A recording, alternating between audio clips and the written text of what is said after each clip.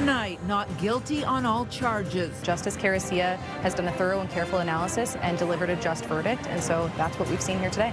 5 former World Junior hockey players acquitted in a widely watched sex assault trial in London, Ontario. The complainant's lawyer calls the verdicts devastating. Extensive reaction tonight from outside the courthouse.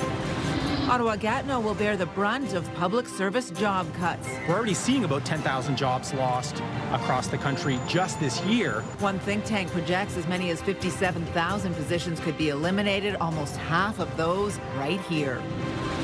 And CTV's Katie Griffin bravely jumping into this water rescue story. We have to time it up so that you're close enough that when we jump, we can swim to you. How Ottawa's fire team approaches a rescue in fast-moving water, and what you need to know to give yourself the best chance of making it out safely.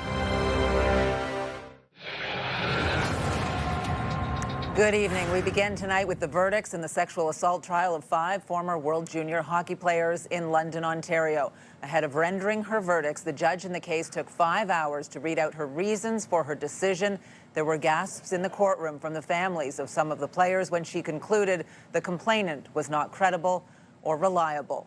Carter Hart, Dylan Dubé, Michael McLeod, Cal Foote, and Alex Formanton have all been found not guilty on all charges related to an encounter in June of 2018. CTV's Adrian Gobriel reports. The pressure-packed culmination of a historic 8-week criminal trial. Definitely been emotional for everybody involved. With the defendants arriving for decision day inside, the proceedings began with a recap of the evidence brought before the courts. Justice Maria Caricia opened by proclaiming that she didn't find the evidence of EM, the complainant, to be either credible or reliable. There were videos that were put to her. There was testimony of other hockey players. She was heavily cross-examined on that to raise some doubt about her credibility. During a brief break in today's proceedings before the verdicts were even delivered, the accused hockey players were seen smiling and hugging their lawyers and family members in the courtroom. While delivering her verdicts, Justice Caricia told the court that where EM had gaps in her memory, she filled them with assumptions. Going on to share that EM testified that while at Jack's Bar in London, Ontario, it was the players who bought her drinks all night, though video evidence shows EM purchasing multiple beverages herself. Previously, EM told the courts that on the night of June 18, 2018, she'd arrived at a downtown hotel with Michael McLeod, where they had consensual sex. Afterwards, McLeod then sent this text message to teammates asking who wants to be in a, quote, three-way. Multiple teammates arrived at room 209. EM alleged that she was, quote, manipulated and intimidated into remaining inside this hotel room. Though in her findings, Justice Caricia shared that she couldn't find any of the players guilty of sexual assault beyond a reasonable doubt. Former World Junior Team Canada captain Dylan Dubé and teammates Cal Foote, Carter Hart, Michael McLeod, and Alex Formanton have each been found not guilty of sexual assault. McLeod has also been found not guilty of being party to the offense. We heard protesters scream for justice today. Has justice been served? Yes, I think that's what everybody wants. Everybody wants to see justice served here, and Justice Caricia has done a thorough and careful analysis and delivered a just verdict, and so that's what we've seen here today. As part of her reasons for her decision, Justice Caricia also added that she was satisfied that EM encouraged the men inside that hotel room to take part in the sexual acts and even became upset when they declined her invitation. Adrian Gobriel, CTV News, London, Ontario. Well, not everyone agrees. There is outrage in some corners tonight over the not guilty verdicts, with the lawyer for the complainant saying the justice system must be better. The ruling has some saying the system is not designed for survivors. CTV's Kimberly Fowler has been monitoring the verdict and has reaction from the ruling today. Kimberly. Well, Patricia, despite protesters outside the courthouse saying we believe, inside the presiding judge reading her verdict, all 5 former members of Canada's World Junior hockey team acquitted of all charges. Representatives from at least a dozen sex assault centers gathered in support of EM, the alleged victim, who maintains what happened in a London, Ontario hotel room in 2018 made her feel she didn't have a choice. Some saying they're disappointed by the judge's ruling and that the system is not designed for survivors. Carleton University sexual violence prevention coordinator worries the high-profile nature of the case could make other victims more reluctant to come forward. But I think this just goes to show that, you know, the burden of proof in the criminal justice system, that beyond a reasonable doubt is not a reasonable expectation for sexual violence. And it's difficult. You know, I understand we're talking about the potential of somebody going to jail. But at the end of the day, I think we need to reframe what we expect for accountability in sexual violence and think about, is beyond a reasonable doubt really the right measure to find accountability? Some legal experts say the trial showed flaws in how sexual assault complaints are handled, pointing to the 9 days of cross-examination and questioning EM was subjected to. It seems instead that she found it was a case of actual consent, that EM had actually consented, and that means that she believed that EM, you know, wasn't telling the truth in the courtroom. And I think that's a really hard thing for survivors to hear, and it echoes what many people think about the criminal justice system and sexual assault law. Other legal experts add that regardless of the outcome, the verdict doesn't erase concerns about hockey culture and the power dynamics that can exist, and that what's legal doesn't mean what happened is morally acceptable. Now, this isn't necessarily the last chapter. When leaving the courtroom today, the Crown saying her team will carefully review the judge's decision to determine whether or not to appeal. Patricia. CTV's Kimberly Fowler reporting live for us tonight. Thank you. You can scan the QR code on the bottom of your screen to link to us online, or visit ctvnewsottawa.ca. We have more details on this case and on the judge's decision today. You can download the CTV News app right now. Just scan the QR code on your screen using your smartphone. Well, a new report warns Ottawa and Gatineau will bear the brunt of public service job cuts as the federal government looks to find $25 billion in savings. The National Capital Region could see 24,000 jobs cut by 2028. CTV's Josh Morano joins us live with more on this. Josh. Yeah, Patricia, cabinet ministers have been directed to find big savings in federal departments, museums, and other federal institutions. A report from the Canadian Centre for Policy Alternatives predicts it will add up to 57,000 full-time equivalent positions eliminated between 2024 and 2028. It's not information that you want to hear. Impending cuts to the public service sector have Hannah Zahirovic feeling nervous about if she will have a job in the next 3 years. People are going to have to make hard decisions, and that's just it. I don't know. It's hard. As a public servant, I'm like, no cuts. But as a taxpayer, I'm like, ooh, we can use some cuts. Earlier this month, cabinet ministers were directed to develop a plan to find savings of up to 15% in federal departments. A new report from the Canadian Centre for Policy Alternatives predicts that the National Capital Region will bear the brunt of the job cuts. It would mean the loss of about 57,000 jobs. A little under half of those would be right here in Ottawa and Gatineau. As you look at each one of the individual departments, you can break down where their employment is and therefore figure out where they would probably lose employment if their staffing levels came down. The report by David McDonald says the Canada Revenue Agency, Employment and Social Development Department, and Citizenship and Immigration will see the highest number of job losses. There's a rough trade happening here. You're going to see decreased service levels, things like getting your taxes done, getting EI and old age security and Canada Pension Plan, in trade for bigger defense spending, as well as tax cuts for middle and upper income households. In a statement from the Professional Institute of the Public Service of Canada, accuses the government using a backroom directive to find savings. The Liberal government is doing it without a budget, without a vote in Parliament, and without a shred of transparency or democratic accountability. No debate, no public input. These have yet to be booked in a budget, so we don't actually know how much of this is going through, but this is the brief that got sent to ministers. You need to show me 15% cuts, show me a plan, and we'll decide later whether it's something we want to approve or not. The size of the federal public service has already been cut by 9,800 jobs over the past year. As for Zahirovic, she says she hopes there will be more answers soon. More clarity will definitely put me a little more at ease. Even if it's not information I want to hear, just knowing for it allows me to plan for it a little bit better. In a statement provided to CTV Ottawa, the Treasury Board says the review reflects a return to core responsibilities with a clear focus on fiscal discipline, quality service delivery, and long-term economic growth. There was no mention of the impending job cuts. Tricia. CTV's Josh Morano live for us tonight. Thank you. Still ahead, one-on-one with Ottawa's own Gaby Dabrowski. Her amazing career continues even while battling serious health issues. Tonight, her accomplishments honored as the mayor presents her with the key to the city. Well, taking a live look now through our Centennial Glass Skycam, it is hot out there. We are at 33 degrees right now in Ottawa, and our own Jackie Perez is out at the ballpark. It looks beautiful there, but is this weather going to hold right through the evening? Enough time to get a whole game in, I'm wondering, Jackie. Yeah, Patricia, fingers are crossed that we can make it through the game. First pitch is at 6:30. We are expecting some rainfall to make its way through. We are anticipating it's later this evening. We get to those details in just a bit, but you mentioned it, the humidity. What a factor that we've been experiencing for today, the hottest day of the week. And while we battle this scorching heat, we are tracking a weather system that is making its way from Ontario to Quebec.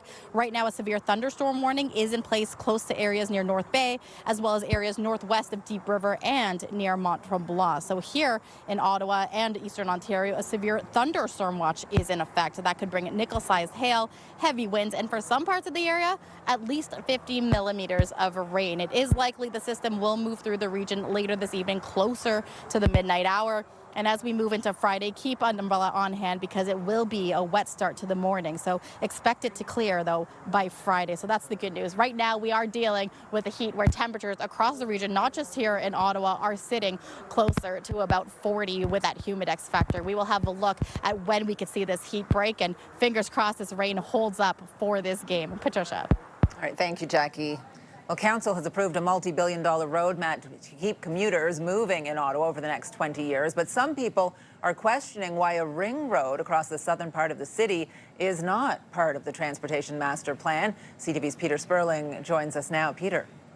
Patricia, whether you drive, cycle, take transit, or walk, getting around this city can be challenging and even frustrating at times. Every so often, the city lays out a plan for the future of transportation in Ottawa. What's not in this one is a ring road in South Ottawa. Another day, another slowdown on the Queensway. Traffic is pretty horrible these days, especially on the 417. Traffic congestion, a source of frustration and wasted time for drivers like Chris Bates, who spends about 2 to 3 hours on the road each day. When you're stuck in bumper-to-bumper traffic on your way home after a 9-hour day of work, it sucks, man. You're sweating your your face off, and yeah, I mean, it could be better. But what can be done to make it better? Council approving the city's transportation master plan, steering the direction of investments needed over the next 20 years. Big focus on connectivity, trying to reduce congestion. A motion to evaluate a southern ring road, essentially moving traffic east to west below the main part of the city, was passed at a committee in June. But Council hit the brakes on that plan. We've talked about ring roads for decades. Back when we were less than a population of 1 million, maybe it was less of a concern. Now it's full congestion, 7 days a week. We have to look to protecting the corridor. Council instead urging all levels of government to prioritize sustainable, data-driven transportation investments. Councillor Lane Johnson says the province can look into building a ring road. By all means, when the province wants to initiate a study on a ring road or any of the other 50 actions listed for this part of Ontario, the city will be at the table. I don't think it's appropriate to decide to sort of jump the queue on a project that isn't evidence-based. We got a nice trucks coming in. But proponents of a ring road like Carleton MPP George DeRuse say it'll take truck traffic out of areas like Manotick. We have over 1,000 truck comes through the village every day, and that's just to connect between the 417 and the 416. I want to see the city of Ottawa having this priority to say, like, to the province, okay, listen, this is a priority. Residents mixed on the idea of a ring road. I think there's merit in that, but at the same time, I question whether we should encourage more vehicles. We need a ring road. The traffic is overwhelming. Others with different priorities. I would like to see more bike paths, like shared walking, cycling paths. But like just the transit, just the reliability. Patricia, the idea of a ring road is certainly not new. The discussion has come up with Council for decades. And may continue. All right, CTV's Peter Sperling live for us tonight. Thank you. Well, the provincially appointed supervisor for Ottawa's Public School Board says the operating challenges facing the board go beyond budgeting. The Ontario government appointed Bob Plamondon supervisor of the board at the end of June after the board posted 4 consecutive deficit budgets, stripping trustees of their power. Plamondon says confidence among parents in the Ottawa-Carleton District School Board has declined. He has also announced that staff have been directed to reintroduce exams for grade 9 and 10 students this fall. Well, on this National Drowning Prevention Week, a first-hand look tonight at some of the high-level training for Ottawa's fire water rescue technicians. Crews have performed 13 rescues at the dangerous Deschênes Rapids alone so far this year, closing in on last year's total. CTV's Katie Griffin went out with one of the water rescue teams to see what it takes. And Katie, you got to see that from the perspective of the person needing rescue. Yeah, Patricia, my job was pretty easy compared to what these firefighters who are trained water rescue technicians have to do in much more dangerous and unpredictable conditions. With so many incidents every summer, they need to be ready. This water, fast moving. Getting caught up in it can be dangerous. On this day, this is all part of a training exercise. The really important thing in swift water is don't try to stand up. Members of Ottawa Fire's water rescue teams train here, so they're ready for when real emergency calls come in. That was really deep there. We practice swimming, aggressive swimming, catching eddies, just like we did with you. We'll put victims in the water and do a go rescue where one of our guys is tethered to shore. After jumping into the water, I'm quickly carried away. If you find yourself in this situation, try to get on your back, feet up, and use your arms to steer you where you want to go. Ottawa Fire, try and swim to me. Ottawa Fire water rescue technician Matt Cheslock jumps in to get me. We have to time it up so that you're close enough that when we jump, we can swim to you. Like if we jump in and you're already gone, we'll never catch you because we're both going at the same speed.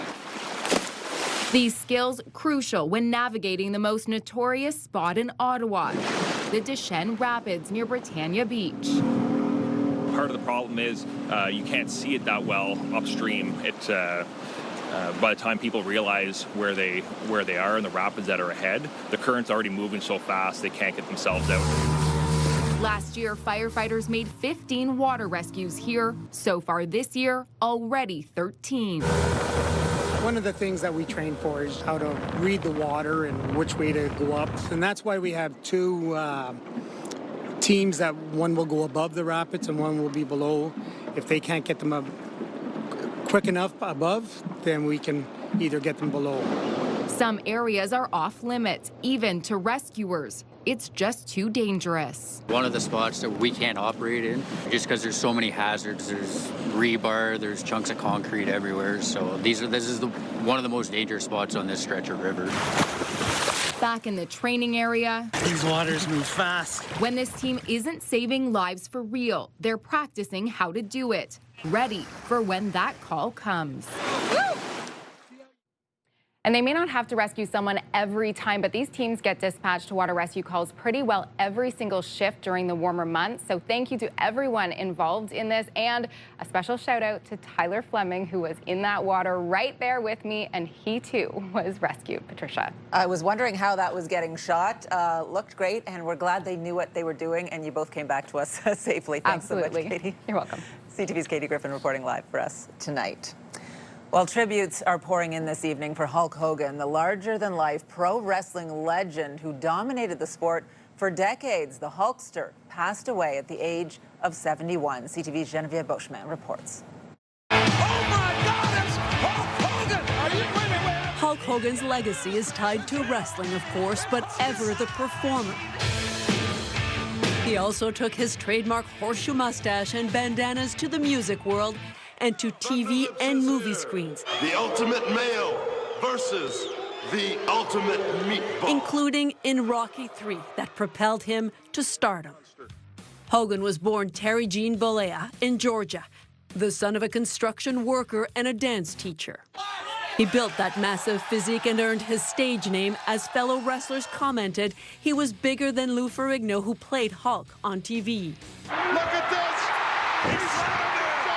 He then slammed his way to the very top of worldwide wrestling stardom, at his peak defeating Andre the Giant with a body slam. He often leaned into the ring persona of a flag-waving, heroic All-American. Eat your vitamins, be true to yourself, true to your country, be a real American. Though he also later played a villain, as both he had fans around the globe, including Montreal, where in 1997, Jacques Rougeau became the only Canadian wrestler to land a win against Hogan. The greatest of all times, Hulk Hogan. And I love you, Hulk. Rougeau last saw his friend 6 months ago as they signed championship belts. He signed it in my name. He says, "You're the only one who beat me in Canada." He says, "You deserve this belt." Hogan was admired by many but faced several controversies. In 1994, he was forced to admit in court to years of steroid use and later to apologize for a racist rant caught on video. Through it all, though, his superstardom in and out of the ring remained embedded in pop culture. Hogan died at the age of 71 of cardiac arrest. Geneviève Beauchemin, CTV News, Montreal.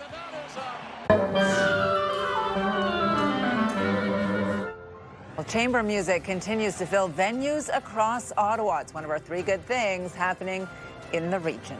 Jackie. Thanks so much, Patricia. I found Lauren here, and you are an Ottawa resident, but you're visiting from Nova Scotia. That's your home base now. What brings you to the Ottawa Titans baseball game? Visiting family. Yeah. And who do we have here? Jory. Reed. And Reed. And Dad. Gorgeous day this evening. What is the goal for today? Catching a baseball? Beautiful day. Yeah, catching a baseball. Reed kind of wants a ball and maybe a picture with the mascot for Jory. I love that. Again, the first pitch is at 6:30. Enjoy the game, folks. And let's take a look through our Centennial Glass Sky Cam overlooking Sussex Drive. It is 32 degrees, but with a humidity feeling closer to 42. Taking a look at the Queensway on a Thursday night, we're seeing a fairly typical drive out there, slowdowns in the usual spots. And every Thursday, we want to put the spotlight on 3 good things happening in our city. We begin with the PGA Tour Canada swinging through Ottawa. We have 156 golf professionals from around the world representing over 17 countries playing 4-round competition over the next 4 days. The Commissioner's Ottawa Open is at Eagle Creek Golf Club until Sunday. The field featuring 17 Canadians, including Isaiah Abbott of Orleans and Noah Steele of Kingston. Money raised at the event supports Soldier On, which helps injured Canadian Armed Forces members and their families. The final round is on Sunday. Nice little back heel there. Freeland goes back to Pridham. Pridham with room. Pridham looks for the post, and it's in. The Ottawa Rapid FC play at home for the first time in a month tomorrow night. The Rapid host the Halifax Tides at 7:30 at TD Place. Fans are invited to come early for a pre-match barbecue featuring $5 hot dogs, burgers, and select beverages. And you can buy the new Rapid Bucket Hat. For tickets, visit ticketmaster.ca. And the sounds of chamber music will continue to fill music venues across Ottawa through the weekend. The Ottawa Chamber Fest features world-renowned artists performing chamber music for crowds. For more information, visit chamberfest.com. Well, do you have a story for us to include in our 3 good things segment? Something light, happy, a community event, or notable achievement? Send your ideas to ottawanews@ctv.ca. Well, the hot and humid weather has returned to Ottawa in a big way. It will continue through the weekend. Nice day to jump into Dow's Lake for a swim if you're so inclined, as the temperature warmed up to 33 degrees today and felt like 43 with that humidity out there. Now for a first full check on the weather, we go back to the baseball stadium and Jackie Perez. Thanks, Patricia. With this heat, I'm glad that there is a bit of a breeze, still a warm breeze, but the wind nonetheless providing just a little bit of relief. We are tracking, though, a weather system that is moving through the Great Lakes, through Ontario, into Quebec. And right now, just west of Pembroke, we can see that there is a severe thunderstorm warning in effect. For here in our region, a severe thunderstorm watch is still in place. So we're keeping a close eye on this, and it is in place until later this evening. So we can expect high winds as well as significant rainfall. So we are keeping a close eye. 32 degrees right now, mainly sunny rainy conditions. And as we look to tonight's lows, 22 degrees. So we're still going to be maintaining overnight lows above 20 degrees. So it's going to be quite a warm evening. Showers and the risk of thunderstorms likely going to happen overnight into Friday morning, where we could see a chance of showers early Friday morning. But in the afternoon, it is expected to clear. Daytime high about 25, 27 degrees. But with the humidity sticking around, it will feel closer to 36. Now across the region, temperatures are sitting around the 22 degree mark, not just for here in Ottawa, but really all throughout Eastern Ontario. Tomorrow, very similar temperatures, humidity continuing to stay above the 30 for the humidity and the humidex, and it is going to stick around at least for another day. So hot, sticky, and muggy is the name of the game for the next couple of days. Now, as we look across the country, here we go, Atlantic Canada, warm temperatures that we have seen the last couple of days sticking to the Atlantic's 24 degrees. And as we move towards Ontario, we can see that Windsor, Toronto, that's where most of the heat is really pushing through. 32 degrees, warm weather coming in from the Midwest. As we look to the Western Canada as well, cooler temperatures, not as humid, but still temperatures sitting around the mid-20s. Now, the day's weather is brought to you by Davidson Hearing Aid Centers, celebrating over 80 years in family business. And taking a look now towards our 7-day forecast, we can see that we are expecting some scattered showers for tomorrow. Daytime high 28, it's cooling slightly into overnight into Saturday, 16 degrees. But as we look towards Saturday, Sunday, and Monday, we're averaging temperatures between 30, 32 degrees. It isn't until Tuesday night into Wednesday that we're going to see more seasonal temperatures, cooler overnight lows at 13 degrees. But for right now, we are paying attention. The wind is starting to pick up, Patricia. It's still sunny out here, no clouds in sight, but we are tracking the potential rainstorm that could be making its way here through the region. So no rain delay yet. First pitch is at 6:30, so we're keeping a close eye on this. All right, good stuff. Love a warm breeze, which looks like what is happening right there. Jackie, thanks so much. We'll talk to you in a bit. Well, from the tennis courts of Ottawa to the podium at the Olympics, Ottawa's Gaby Dabrowski boasts a long list of accomplishments. We chat with her ahead of being handed Ottawa's highest honor. Get the latest live local breaking news. Sign up now for our morning and evening CTV News Ottawa newsletter. The best local content from CTV News, CTV Morning Live, and News Talk 580 CFRA. Get it all in one place. Sign up now at ctvnewsottawa.ca. The CTV News Ottawa newsletter is brought to you in part by CAA Business.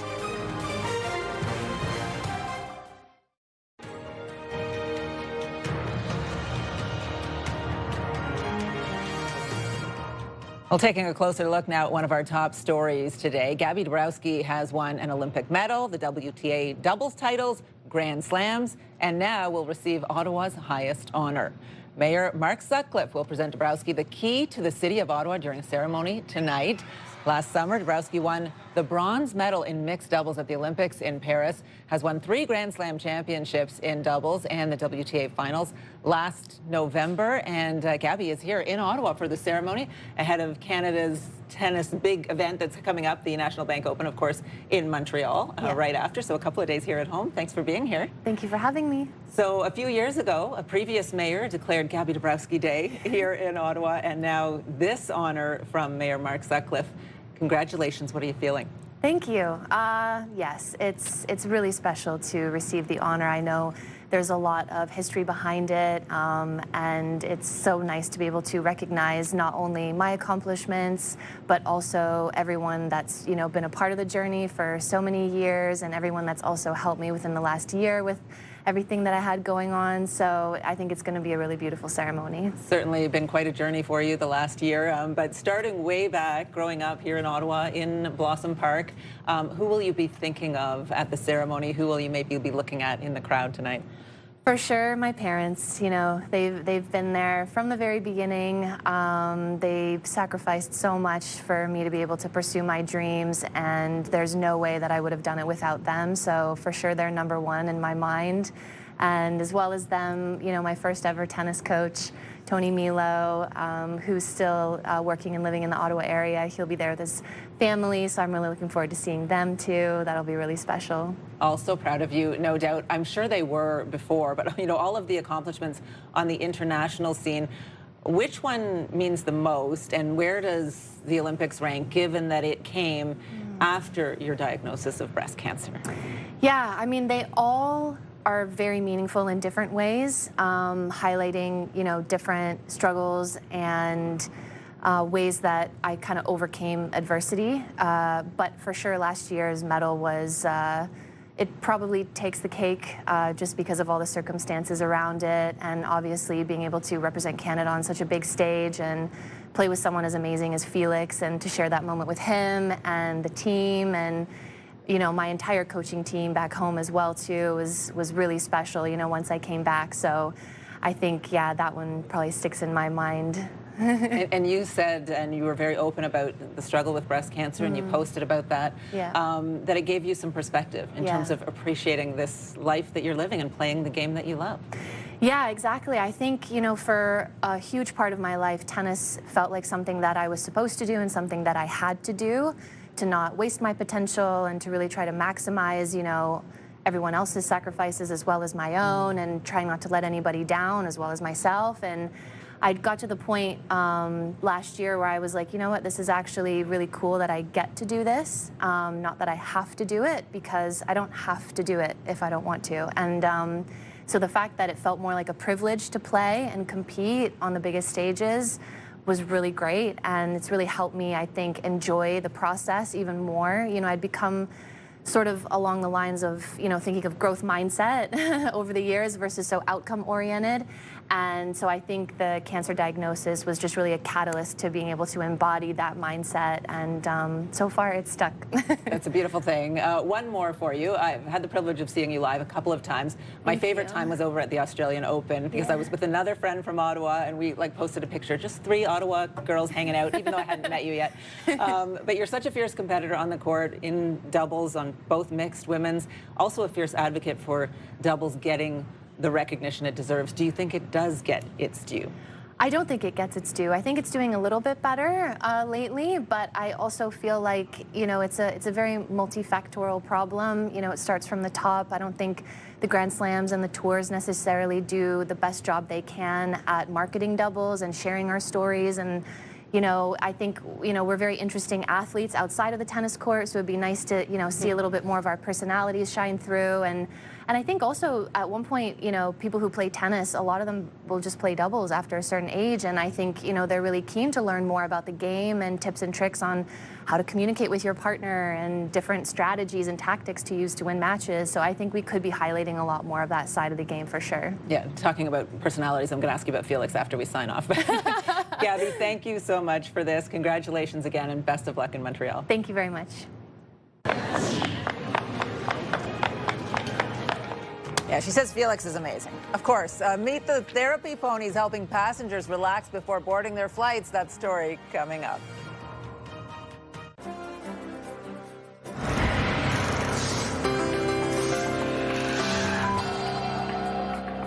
Well, in tonight's Big Picture, the Vancouver International Airport has brought in some expert help for its Less Airport Stress initiative. Now that'll do it. Meet Magic and Tinkerbell. They're a pair of miniature therapy ponies joining the airport's animal therapy team. They're there to offer emotional support and a calming presence to passengers. Well, now some other stories you need to know right now. Some new stores will be opening at Saint Laurent Shopping Centre. Morguard announcing today that Sephora will open a store in Saint Laurent in early August. A store combining Bikini Village and La Vie en Rose will also soon open. And H&M will open a store in the mall later this fall. Saint Laurent is also expanding its digital presence with a web feature called The Shop List, an AI-driven product to help you search for local products. Well, you won't be able to take the O train Line 1 this weekend. The Confederation line will be closed all day on Saturday and Sunday as part of the integration work for the O train East Extension. The R1 replacement bus service will be running between Tunney's Pasture and Blair Station all weekend. Pitre.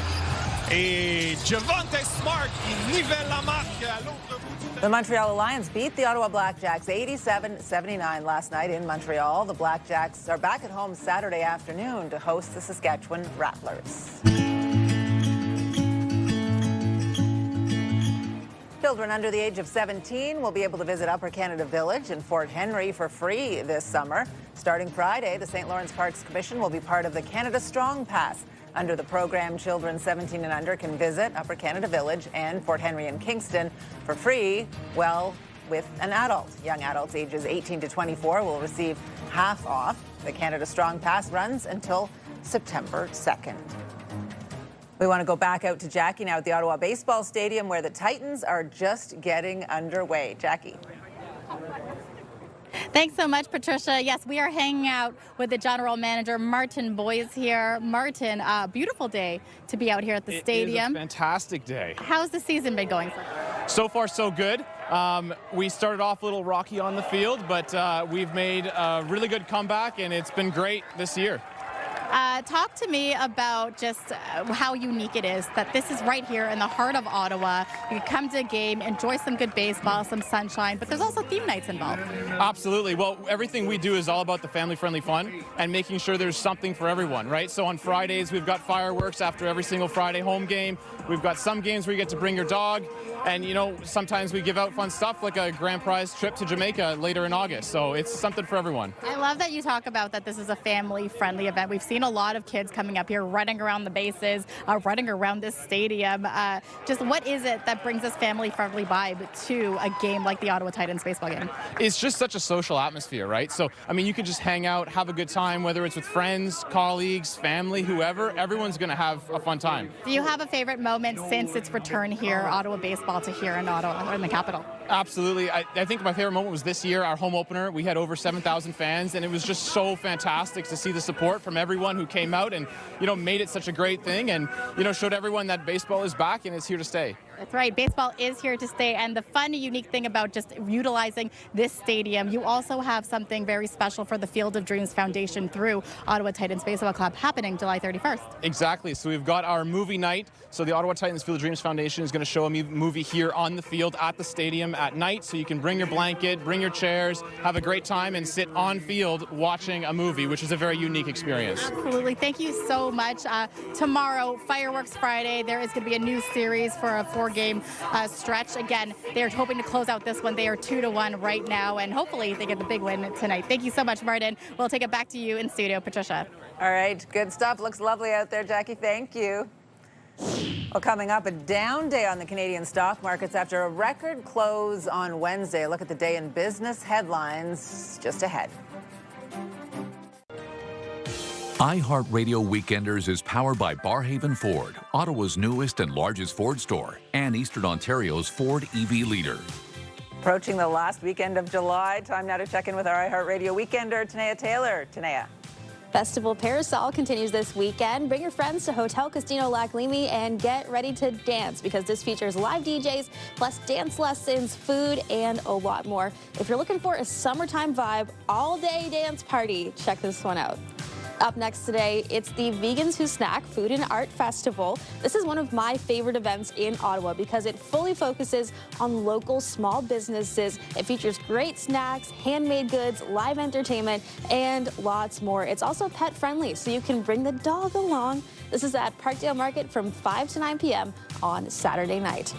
And finally today, the Almont Craft Beer Fest. Take a trip out to the valley and check out local brewers, plus live music and great food on site from local businesses. This is at the Almont Old Town Hall on Saturday, rain or shine, from 6 to 10:30 with tickets available online or at the door starting at just $20. This is, of course, a 19-plus event, and please make sure to have a designated sober driver to get you safely to and from.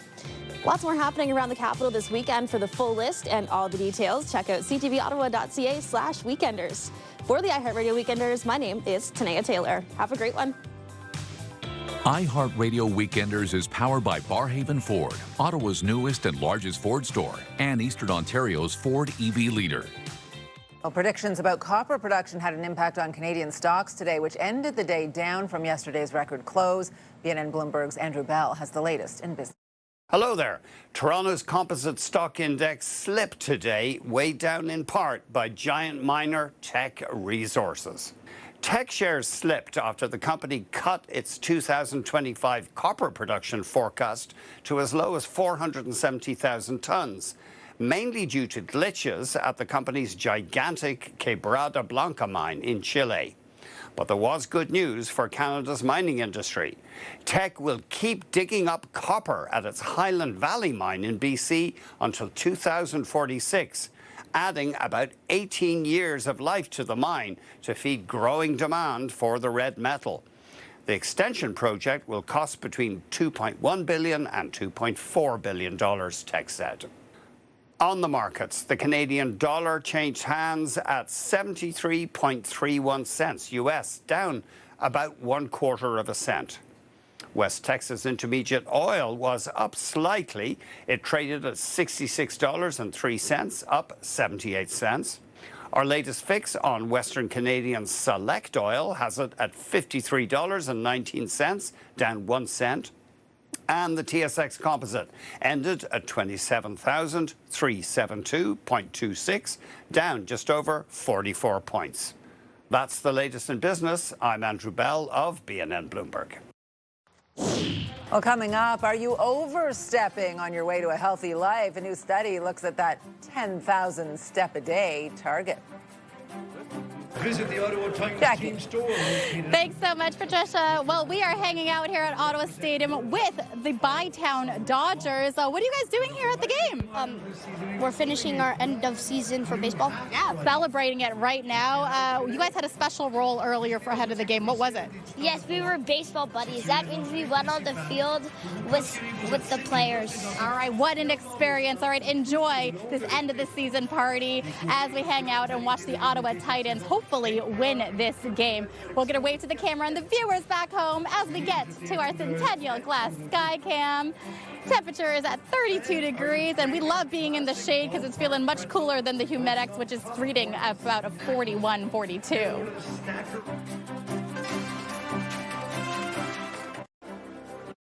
Hairstyles, courtesy of Salon Fiorella. Well, here's what's on CTV tonight. E-Talk, The Big Bang Theory, followed by 2 more episodes of Big Bang, Good Cop, Bad Cop, and The Rookie. And here's a recap of the top stories we are following right now. As you listen to the detailed decision and deconstruction of her evidence today, the trial judge clearly didn't believe her. 5 hockey players have been acquitted in the Hockey Canada sexual assault trial. The judge ruling the complainant was not credible or reliable. These cuts are in addition to cuts that were made under the Trudeau government in the 2023 budget. And so we're already seeing about 10,000 jobs lost across the country just this year. Federal job cuts coming to the capital region as part of the government's quest to find 15% in savings. And one report suggests 24,000 positions could be gone by the year 2028. The supervisor overseeing the Ottawa Carleton District School Board is reinstating exams for grade 9 and 10 students in the next school year. Well, one more look at the weather forecast. Back out to the Ball Stadium where Jackie's watching a little ball, watching the weather, and hanging out with a buddy, apparently. Yeah, this is Cappy. You'll see him at all the Ottawa Titan baseball games. Come out for a good time. Temperatures, though, looking really great, especially in the shade, Patricia. As we look to our wake-up conditions tomorrow, 23 degrees to start, but the humidity's really sticking around. It's going to feel closer to 31. There is a chance of showers in the morning, but it is expected to clear by the time the afternoon rolls in.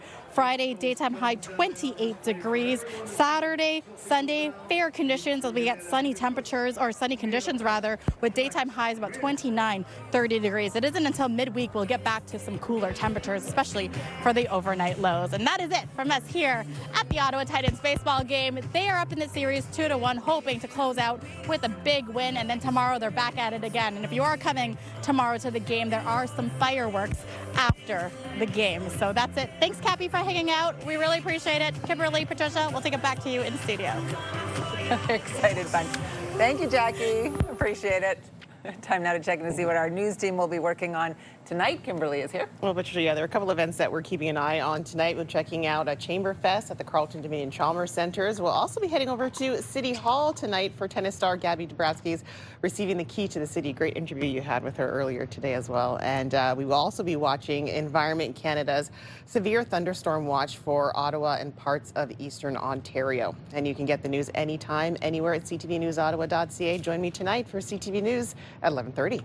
All right, good stuff. Will do. Thank you. And finally for us tonight, I don't know if this is good news or bad, but you may be doing too much, overstepping in your quest to get your steps in each day. So we've all heard this. The popular health benchmark suggests walking 10,000 steps a day. You got to get your steps. A lot of people try to hit that target. But a new study says aiming for just 7,000 steps is actually a great goal. Researchers found those who take 7,000 steps had a reduction in risks for health issues, including cardiovascular disease, type 2 diabetes, and dementia. The unofficial 10,000 step target originates from a Japanese marketing campaign for pedometers, but it's not based on health guidance. I've heard this before, that maybe you don't quite need that. Like 10,000 is actually quite a few steps. You have to put in a concerted effort to get there. 7,000 may be a little bit more reasonable for many. Yeah, I had goals of hitting the 10,000 step march, and I just feel like I wasted so much time now. Taking too many steps. I don't think it's wasted. I think it's still good for you. Yeah. But maybe don't be so hard on yourself on those days when you don't. Yeah, but when I see my pedometer, I don't reach like 10,000. I was just like, oh, failure. Yes. Anyways, I guess I'm doing it. Just get out and walk. Enjoy nature. Do what you can. Give yourself grace. Yes, exactly. Have a good night, everyone.